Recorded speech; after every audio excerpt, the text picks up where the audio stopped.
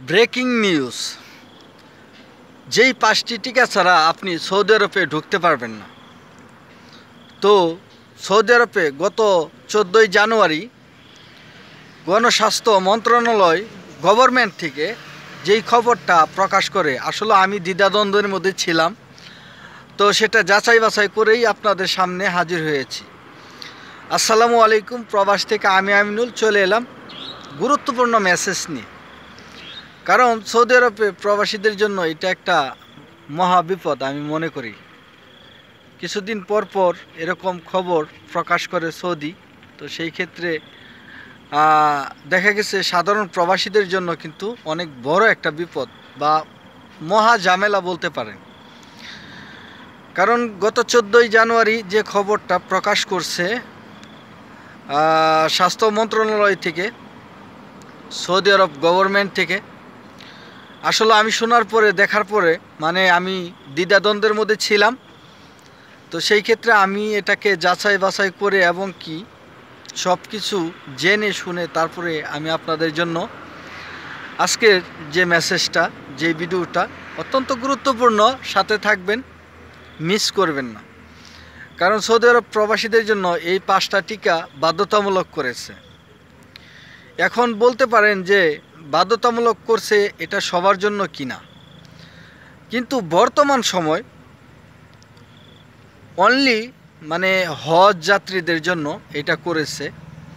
তো যেই 5টা টিকা আপনাদেরকে দিতে হবে বা বাধ্যতামূলক, সেই 5টা টিকা আমি আজকে বলবো এবং কি কোথায় পাবেন, কত টাকা খরচ যাবে, কিছুটা হলো আমি আন্দাজ দিব। কিন্তু যেই টিকাগুলা আপনারা সংগ্রহ করবেন, তো সেই টিকাগুলা সব মেডিকেলে পাবেন না।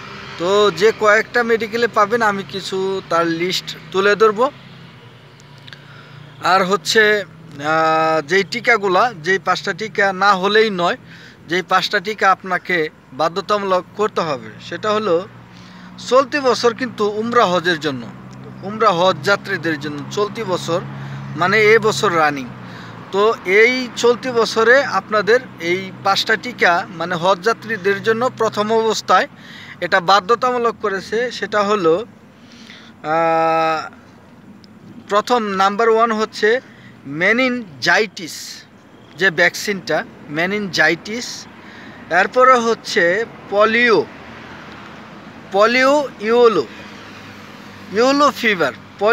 Yellow fever. এরপরে হচ্ছে করোনা এবং সিজনাল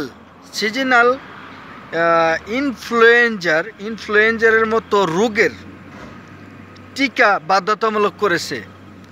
এটা স্বাস্থ্য মন্ত্রণালয় থেকে, এবং কি দেশটির যে বেসামরিক বিমান চলাচল কর্তৃপক্ষ এটার মধ্যে সম্মতি, তারাও এটাতে অগ্রসর বা তাদের ক্ষোভটাও প্রকাশ করছে।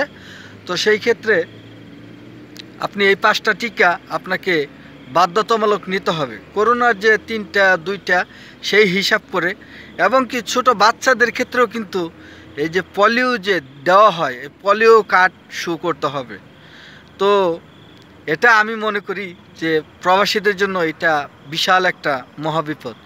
যেহেতু এটা হজ যাত্রীদের জন্য প্রথম অবস্থায় চালু করছে, তো সাধারণ প্রবাসীদের কাছে যাইতে এটা বেশি সময় লাগবে না।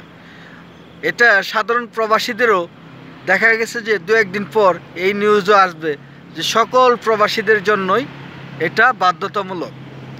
তো যাই হোক, এই টিকাগুলা কিন্তু একমাত্র আপনার যে বড় বড় হসপিটাল, এই হসপিটালগুলোতেই একমাত্র পাওয়া যায়। যেমন ধরেন নাম্বার 1 ইবনে সিনা, এরপরে স্কয়ার হাসপাতাল, এরপরে হচ্ছে ঢাকা মেডিকেল কলেজ, এরপরে আরও কয়েকটা প্রতিষ্ঠান আছে যেগুলো বড় বড়। আপনি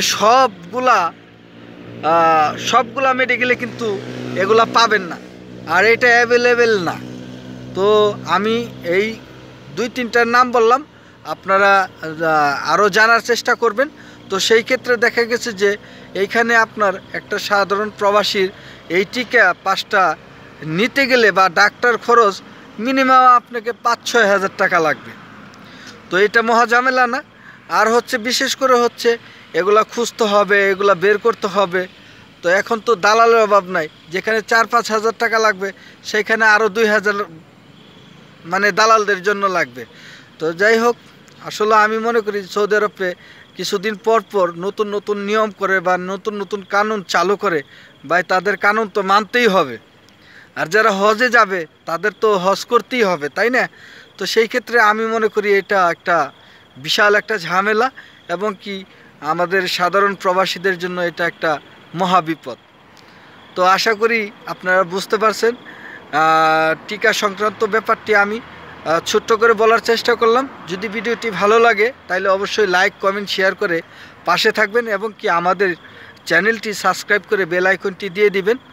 আর হচ্ছে আপনাদেরকে আপনারা সাথে থাকার জন্য ধন্যবাদ। তো আজকের মতো আমি আমিনুল এখানেই বিদায় নিব। আসসালামু আলাইকুম।